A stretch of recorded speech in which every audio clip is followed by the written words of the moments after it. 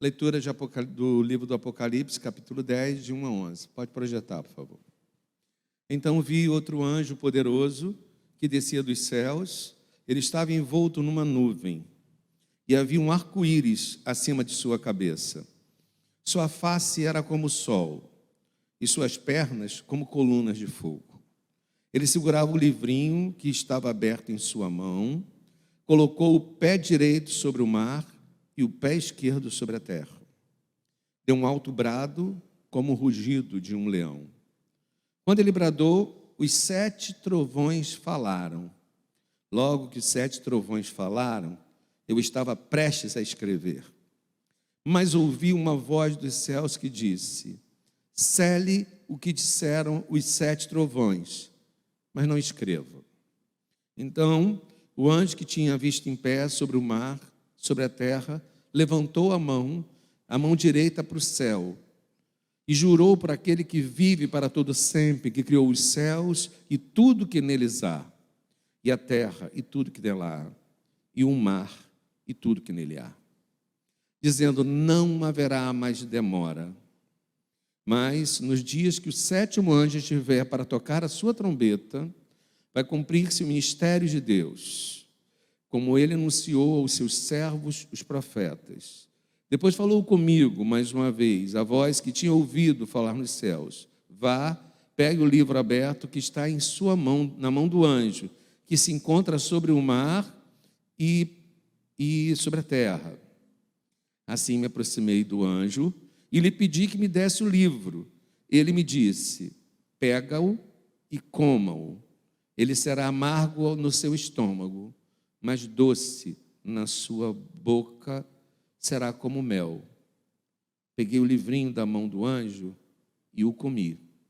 E ele me pareceu doce como mel na minha boca. Mas ao comê-lo, senti que meu estômago ficou amargo.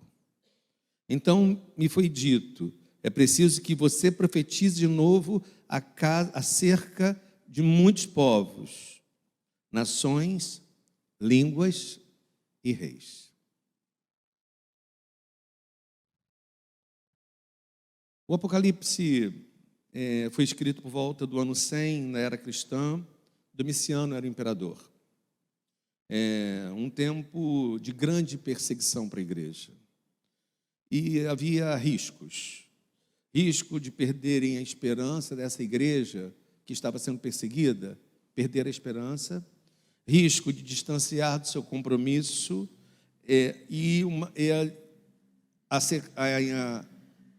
o interessante que havia uma igreja que se perguntava: onde está o Jesus vencedor? Aonde está o Jesus que a gente prega? Onde está esse Jesus que é vitorioso sobre a morte? Havia uma pergunta que a igreja carregava, típica daqueles que estão vivendo momentos e não entendem, porque os momentos estão acontecendo. Diante do sofrimento da igreja, João recebe uma revelação. Ele estava na ilha de Patmos, ele estava preso. E diante do que eles estão vivendo, João recebe uma revelação que tem propósito de acalmar as coisas, que tem propósito de acalmar o coração dessa igreja, que tem propósito de acalmar a vida dessa igreja e silenciar algumas perguntas que a igreja trazia. Verso 1: e vi outro anjo forte que descia do céu, vestido de uma nuvem, e por cima de sua cabeça estava o arco celeste, que é o arco-íris, e seu rosto era como o sol, e os seus pés como colunas de fogo. Esses símbolos, eles se atualizam. Gênesis 9:6 fala sobre o arco-íris. A UPA vai falar sobre esse tema. A UPA vai explicar de maneira muito própria o que significa realmente esse tema, que de alguma maneira pode ter sido sequestrado em algumas situações, ou restrito em outras situações. E a UPA vai trabalhar com a perspectiva de Gênesis 9:6 sobre as alianças. As imagens do Apocalipse, é preciso que nós entendamos que elas comunicam coisas, elas não são aleatórias. As imagens do Apocalipse, elas tentam conversar com o povo, tentam ensinar ao povo coisas, tentam comunicar, dar recados. E o recado que ele usa é o trono, um trono enorme. E nesse trono, um anjo muito forte, um trono todo feito de nuvens. E sobre esse trono, um arco-íris. O arco, a outra versão diz, o arco da redenção estava sobre o trono, para dizer coisas. Todas as vezes que o arco-íris estiver nas nuvens, 9:6, estou lendo. Todas as vezes que o arco-íris estiver nas nuvens, olhareis para eles e lembrareis que há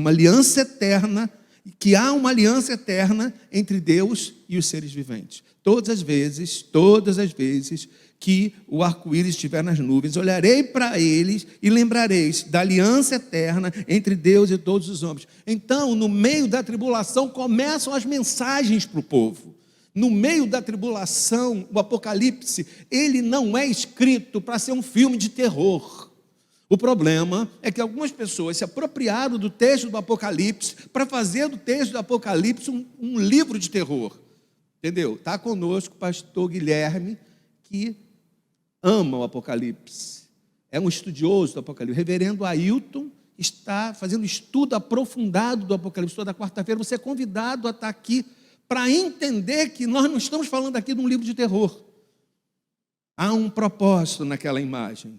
Aquela imagem era para uma igreja perseguida, para que a igreja entendesse que todas as vezes que tiver nas nuvens o arco da promessa, lembrareis da aliança, que uma aliança eterna foi firmada entre nós.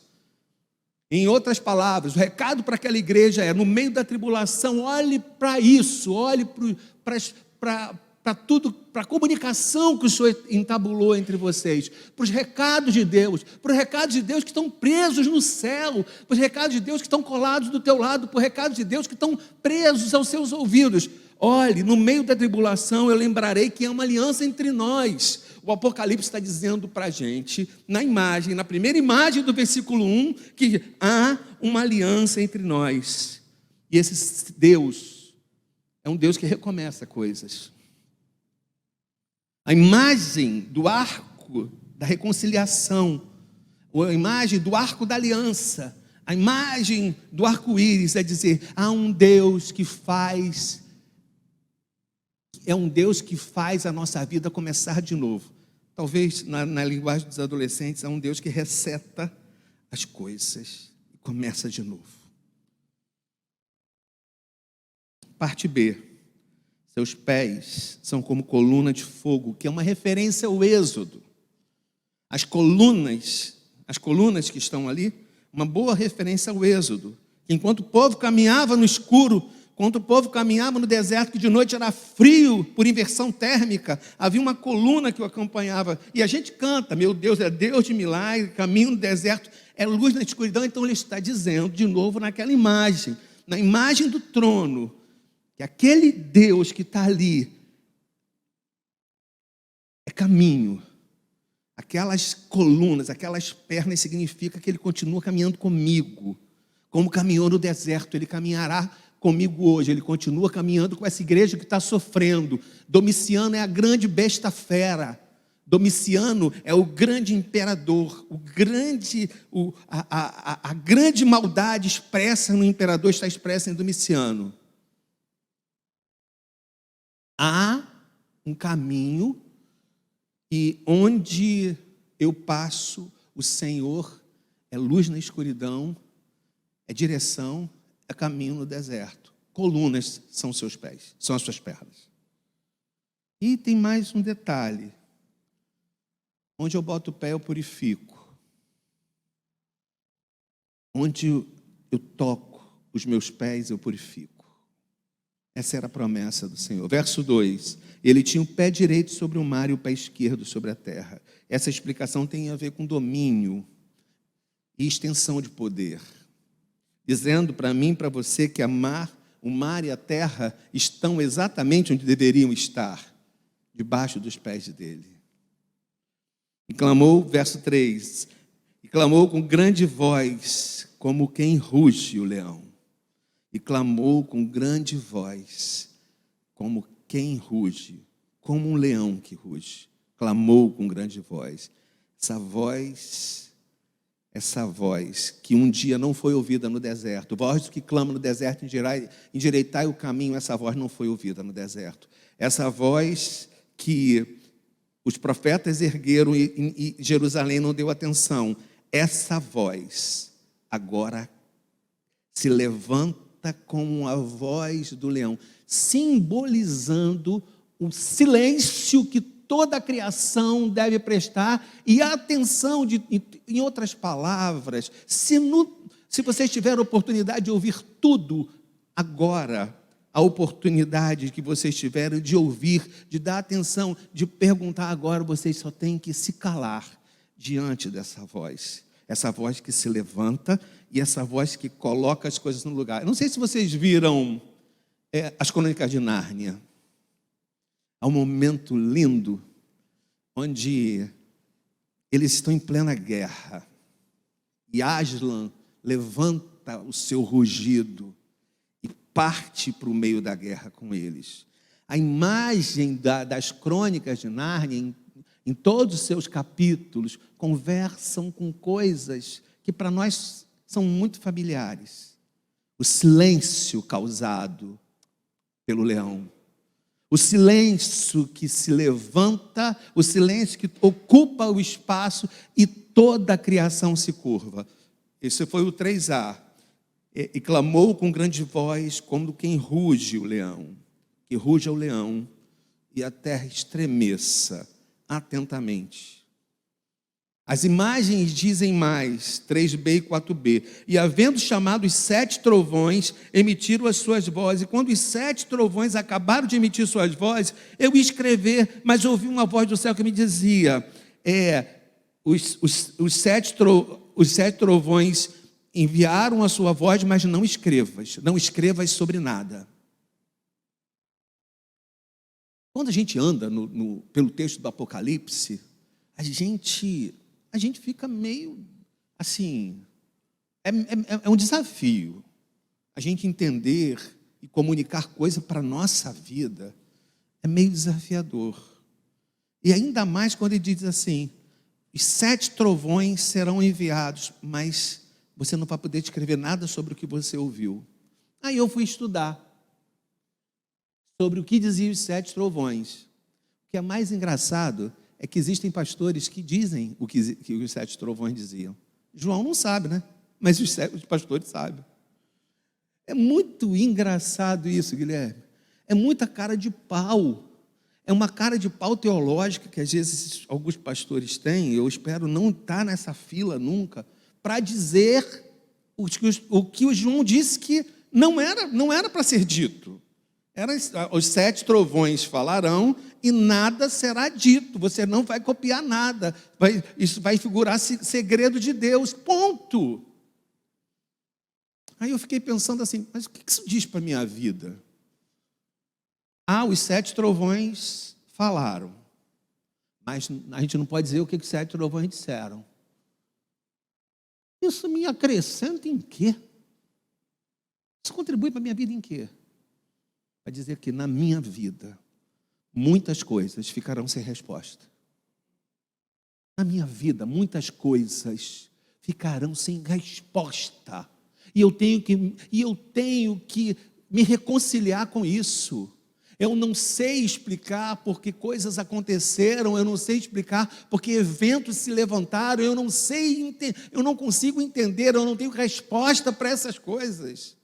Mas quando os discípulos começaram a perguntar para Jesus quando ele viria, qual seria a data, em que período, ele responde uma coisa para mim e para você: não vos compete tempos ou épocas que o Senhor escolheu para a sua legítima e exclusiva vontade.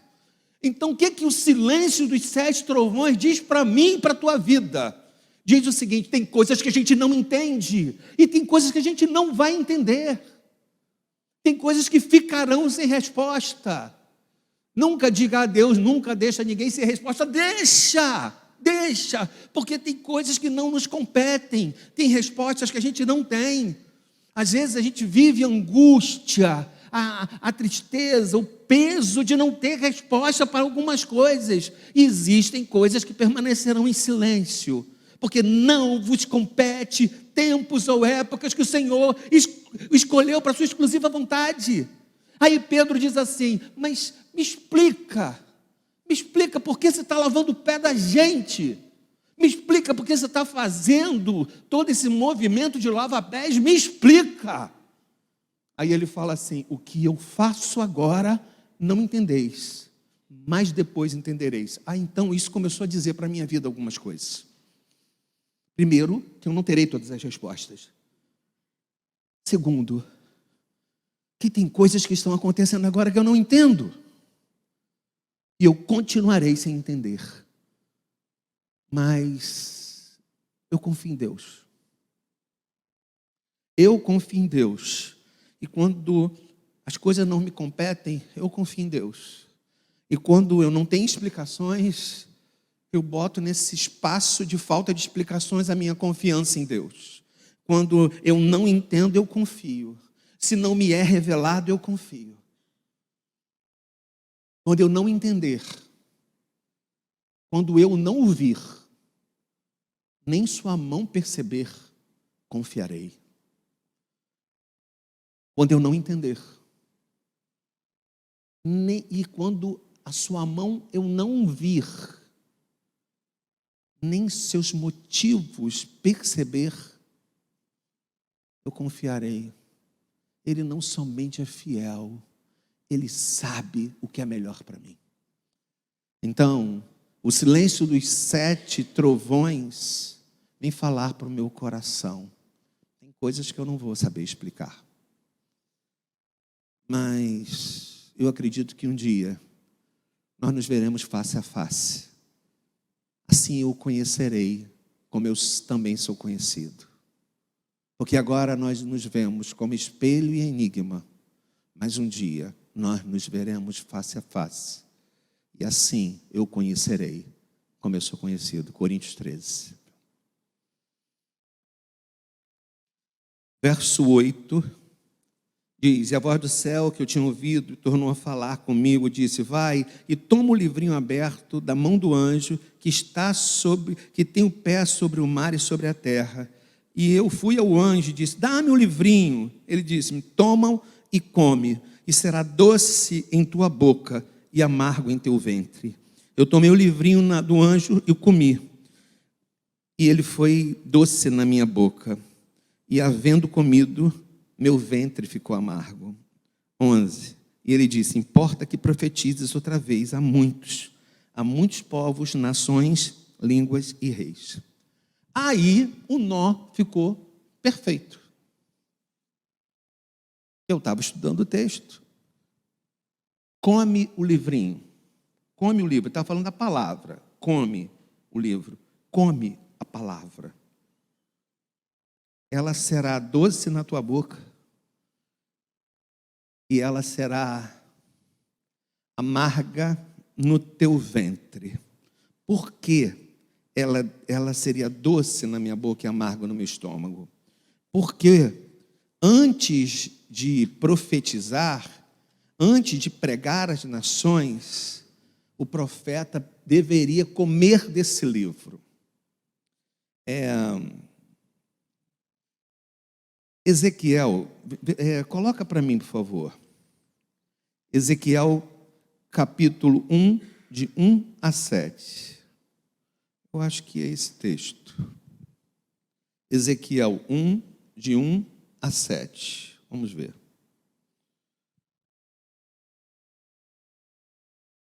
Me veio na memória a lembrança de Ezequiel, que também passa por essa situação.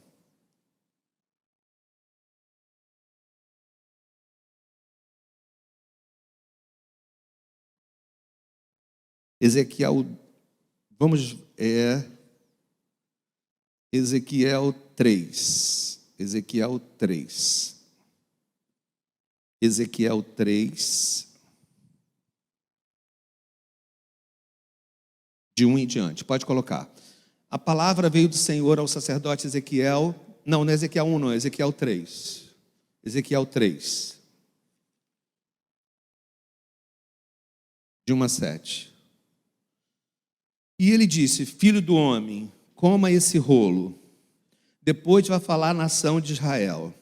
Eu abri a boca, ele me deu o rolo para eu comer. E acrescentou: filho do homem, coma desse rolo que eu estou dando a você, e encha o seu estômago com ele. Então eu comi, e na minha boca era doce como mel. E depois ele me disse: filho do homem, vá às nações de Israel e diga-lhes a minha palavra. E você não está sendo enviado como um povo que fala de fala obscura, e sim de língua difícil. Mas a nação de Israel, você não está sendo enviado como um povo de outra língua, estrangeiro, de língua difícil, mas sim ao povo de Israel. Não irá a muitos povos de fala obscura e de língua difícil, cujas palavras você não conseguirá entender. Certamente, se eu enviasse, eles ouviriam, mas a nação de Israel não vai querer ouvi-lo. Então, eu comecei a entender esse negócio de comer o rolo, comer o livro, e ele ser doce na boca e amargo no estômago. Ele ser doce na boca e ruim no estômago, e com um gosto ruim no estômago, com sensação ruim. Eu comecei a entender e comecei a ler a partir dos vários comentaristas bíblicos, e uma coisa saltou aos meus olhos: a vida é assim. Ezequiel está vivendo um momento que ele tem contato com o livro, com o rolo, que naquela época não era livro, era rolo, era em rolos. Quando ele tem contato com o rolo, ele sente o sabor, mas em seguida ele vai viver um dos momentos mais horrorosos da vida dele, que é a rejeição. Ele vai vir uma rejeição. Você vai pregar para o povo não vai gostar. Você vai pregar para o povo vai tratar mal. Sabe esse rolo que você está comendo? Ele agora é doce, mas você vai viver uma situação muito ruim, que quando você abrir a sua boca para o povo vai detestar tudo que você diz. Aí eu entendi a segunda etapa do rolo, que é doce na boca e ruim no estômago. E aí eu tentei trazer para a nossa vida. Mas o que isso me diz para a vida? A igreja que estava sendo perseguida devia entender que na caminhada as coisas acontecem de maneira diferente. E nem sempre a gente pode cuspir ou colocar para fora aquilo que comeu.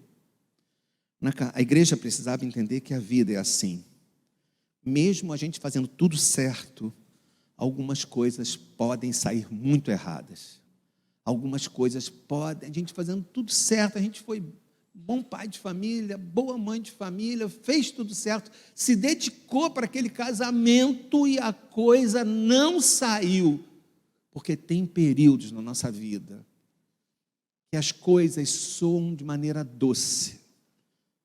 E tem períodos na nossa vida que as coisas são muito ruins. Ele precisava conversar com aquela igreja que estava sofrendo. E eu preciso conversar com você. A gente pode ter consciência de fé no compromisso com nossos dízimos, mas não significa que a gente não vai ficar desempregado. A gente pode fazer tudo certo com os filhos, mas não significa que eles não vão desviar, que eles não vão... que a gente não vai ter um filho mau caráter. Vou repetir. Você está cansado de ouvir sermão, né? Que os nossos filhos serão maravilhosos, tudo será maravilhoso, maravilhoso, maravilhoso, maravilhoso, maravilhoso. Mas às vezes as coisas são boas na boca e dolorosas e ruins no estômago. A vida é feita de fases. Eu preciso ter fidelidade, mesmo quando o meu dinheiro não responde à fidelidade que eu sempre exerci. Quando a educação que eu dei para o meu filho não combina com o caráter que ele tem. A gente tem que entender que às vezes a gente vai fazer tudo certo, mas as coisas sairão com gosto ruim. Essa realidade, é preciso entender que a nossa fidelidade tem que ser maior do que tudo isso. O recado que que João dá à igreja é: vocês não podem desanimar. As coisas às vezes são doces, porque viver o evangelho é absolutamente doce, mas às vezes as coisas serão amargas. Você não pode desanimar. Você não pode desanimar do seu trabalho na igreja. Você não pode desanimar do que você faz na igreja, porque às vezes as coisas saem amargas. Às vezes as coisas não saem como a gente quer. A gente não pode, por isso, achar que Deus ficou contra a gente.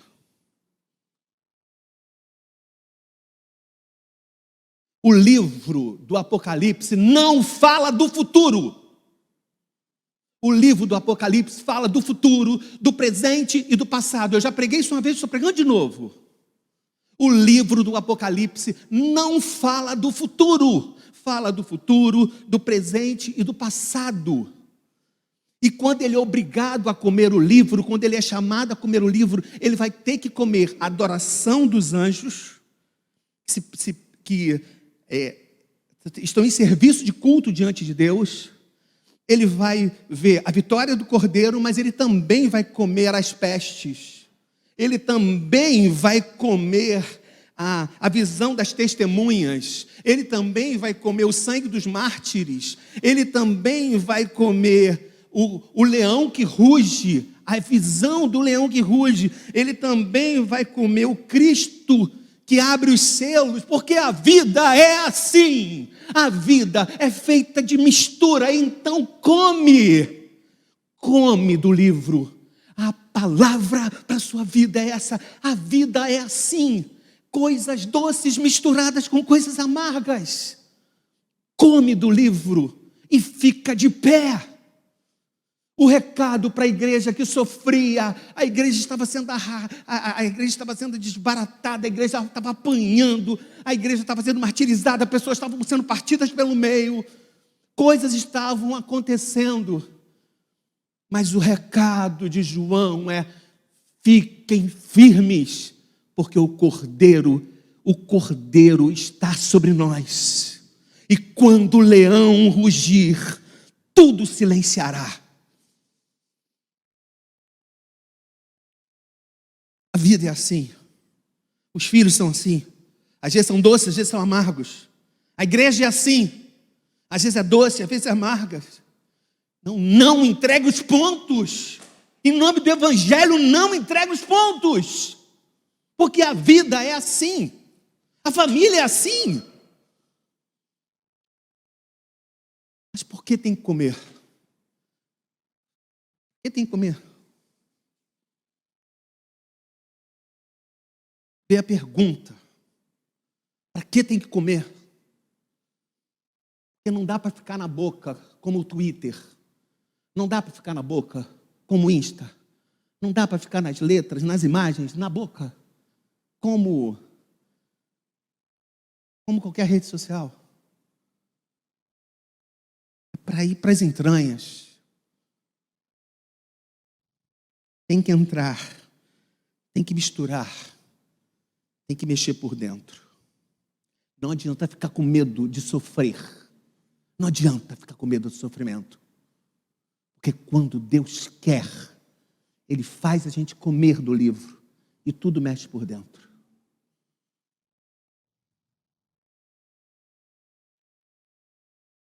Coma, depois profetiza. Também não entendi. Coma, depois profetiza. Enquanto eu não experimentar dessa vida doce e amarga, eu não estou pronto. Enquanto eu não experimentar dessa vida que mistura o doce e o amargo, eu não estou pronto. Misture-se na história do evangelho, misture-se na história da igreja, misture-se na história dos seus filhos. A gente tem que entender que essa experiência não pode parar na boca. A gente não pode só viver uma fé que fala, uma fé que conversa, uma fé que diz. A gente tem que viver uma fé que invade as entranhas, mesmo que nossos filhos paguem o preço de ver coisas difíceis. Porque a gente não tem que ser poupado das coisas difíceis. Deus, fala comigo nessa oração. Deus, fala comigo. E que eu não experimente só de boca, que eu experimente de entranha, que eu experimente de coração. Não é essa a conversa com a samaritana? O dia que você beber dessa água, fontes do teu interior borbulharão, fontes do teu interior sairão. É disso que ele está falando, porque não dá para ficar com a samaritana na boca. Não dá para ficar com algumas verdades na boca, não dá para ficar com algumas experiências nos olhos e na boca. A gente precisa trazer para o coração e para as entranhas. É de dentro. Que o perdão não vem apenas de boca, então. Que o seu perdão pelos outros não venha de boca, que ele venha de dentro. Que o seu compromisso não venha da boca, que ele venha de dentro. E que o seu louvor não venha da boca, ele venha de dentro. Que ele venha da alma, que ele venha das entranhas. E que ele sorva e experimente os tons, os sabores, as notas doces e amargas. Mas que ele venha de dentro. Qual era o grande recado dessa carta? Acalmar o coração da igreja perseguida, dar segurança do poder do Messias vencedor, ajudar a vencer os medos. Conclusão. A experiência com Cristo nos encoraja a superação do medo. Eu não estou dizendo para não sentir medo. Eu não estou dizendo para você não sentir medo. Eu estou dizendo para você superar o medo. Porque o medo faz parte do caminho. Eu não estou dizendo para você não sentir medo. Estou dizendo para você superar o medo. Paz seja com vocês. O Apocalipse é a vitória do Cordeiro. Ela traz para o nosso coração paz e tira o medo. O Apocalipse e a vitória do Cordeiro, a certeza da vitória do Cordeiro, traz para o nosso coração paz e tira o medo. O medo é inerente ao ser humano. A gente nasce com medo. Medo do escuro, medo dos espíritos maus, medo do futuro, medo das tragédias, medo das doenças, medo do sofrimento, medo dos demônios e medo do Apocalipse. Por isso tem muita gente ganhando dinheiro na internet, colocando medo no Apocalipse. Que ruge o leão dissipando meus medos. Que ruge o leão dissipando meus medos. A Gisele perguntou, ué, está me abraçando? Eu falei assim, eu estou de máscara. Mas superou seus medos. Que ruge o leão. Ele não faça eu perder a prudência, mas que ele supere meus medos. Sabe por quê? Porque nós estamos diante da majestade de Jesus, aquele que é digno de quebrar os selos. O Apocalipse não nos chama para o medo, ele nos chama para a serenidade diante das diferentes configurações da vida. E você precisa acreditar que nós viveremos diferentes configurações da vida.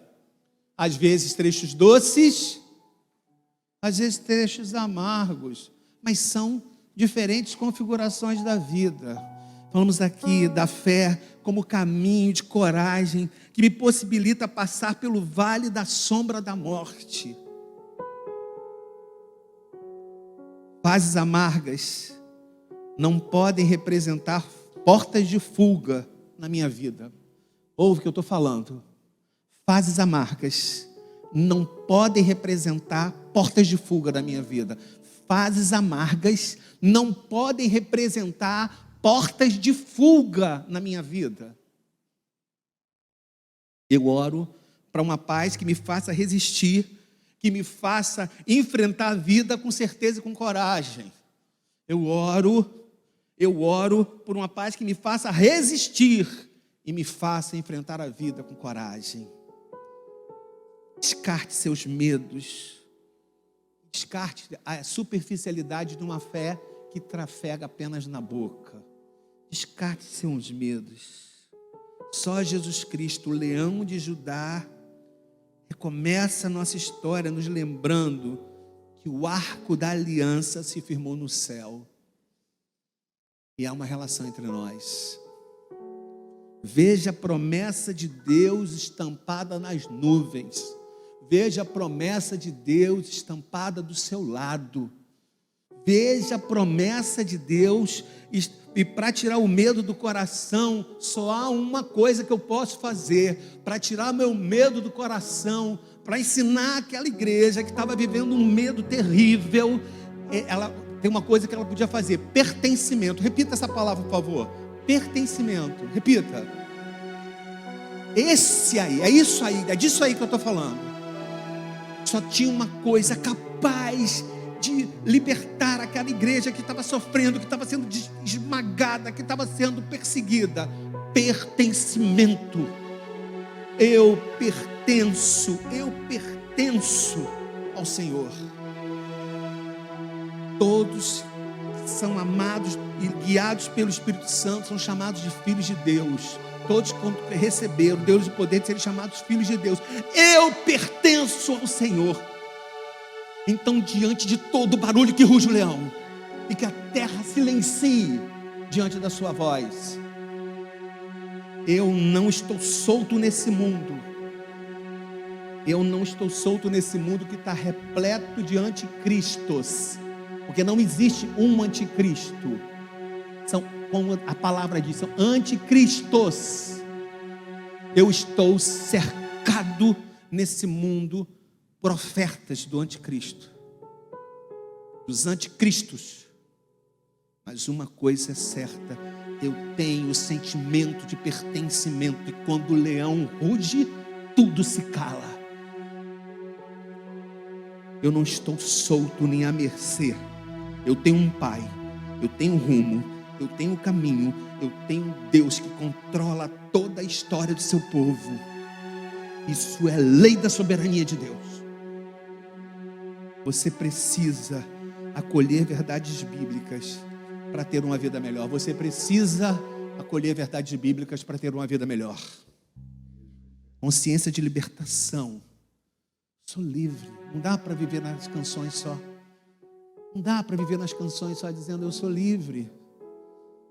Se isso não tiver instalado dentro da boca. Não dá para eu viver nas canções dizendo eu sou livre. Se isso não estiver instalado aqui dentro, não pode ficar instalado só na boca. Quais são os medos do seu coração?